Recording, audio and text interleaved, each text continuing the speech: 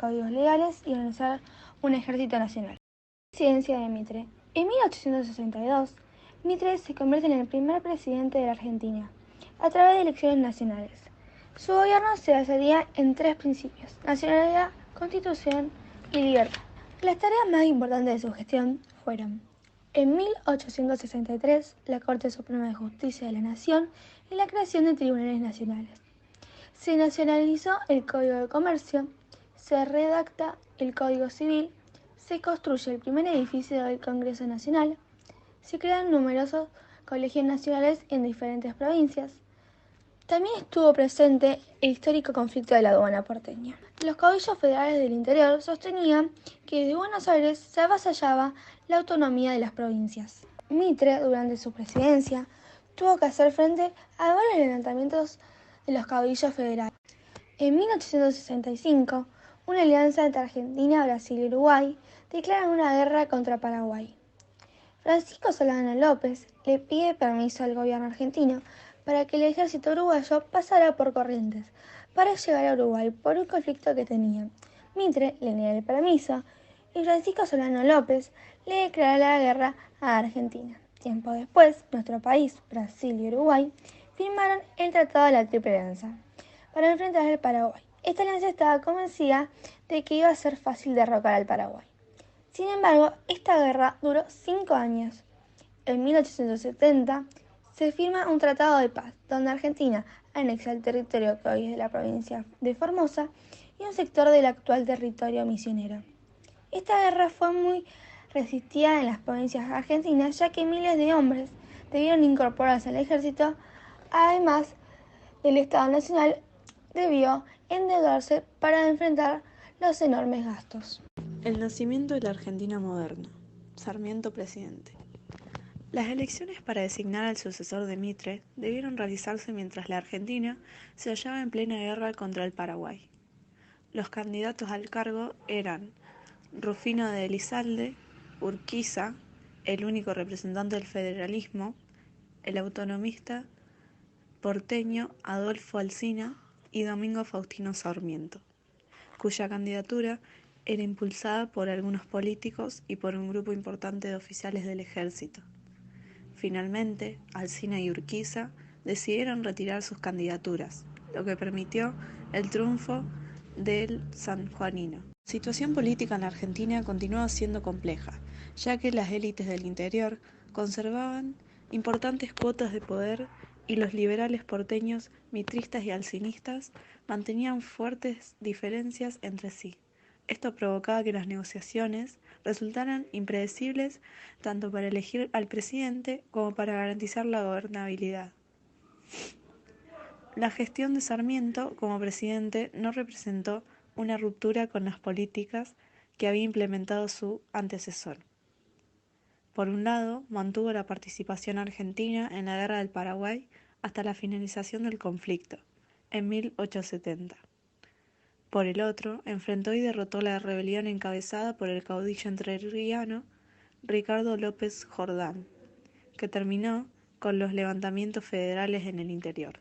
Sarmiento implementó una serie de políticas específicas destinadas a 3 sectores: el militar, el de las comunicaciones y el de la educación y la ciencia. En el ámbito militar se implementó un conjunto de reformas cuyo objetivo era el aumento del poder y la influencia del gobierno nacional en todo el territorio. En cuanto a las comunicaciones, el territorio nacional presentaba caminos en muy mal estado y carecía de un buen sistema de postas y correos. Para aliviar este problema, se extendió el tendido de las vías férreas. También se buscó mejorar la integración territorial aumentando la llegada del telégrafo y a través de la creación del Correo del Estado. Se realizaron obras de mejora en las instalaciones portuarias. Sarmiento también fomentó la inmigración extranjera y ordenó la realización del primer censo nacional de población. La gestión de Sarmiento puso un especial énfasis en el fomento de la escolarización primaria. Durante su gobierno se fundaron más de 800 escuelas. Se preocupó por la formación de los maestros y adoptó el modelo de las escuelas normales.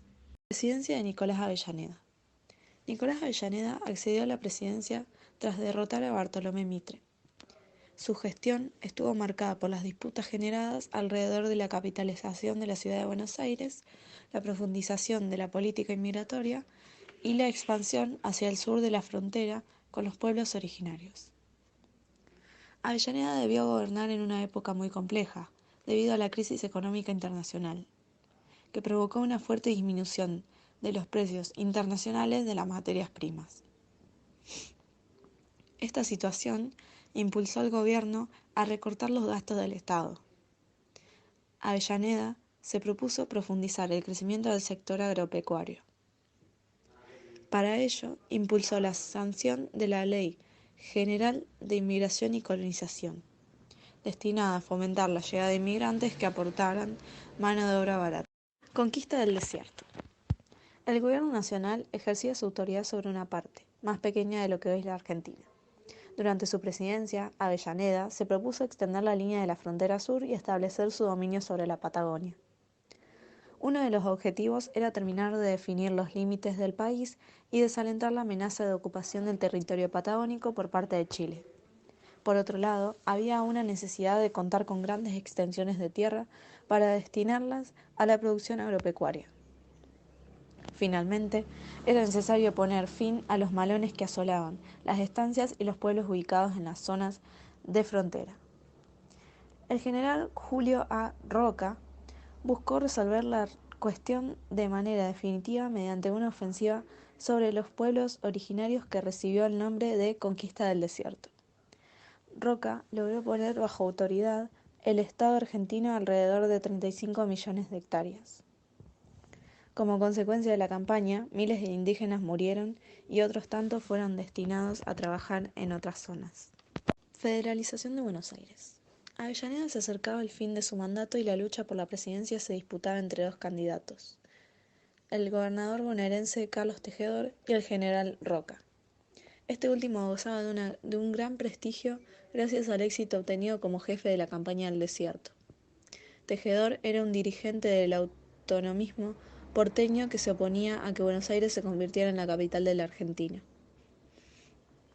Roca era partidario de la federalización. Al ser derrotado por Roca en las elecciones, Tejedor formó milicias provinciales y se levantó en armas contra el gobierno nacional, pero las tropas nacionales lograron sofocar la rebelión y Tejedor debió renunciar a su cargo.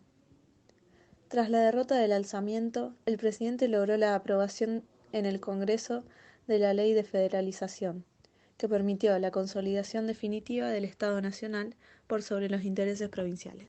Fundación de La Plata. La federalización de la ciudad de Buenos Aires obligó a establecer una nueva capital para la provincia. Tras algunos debates,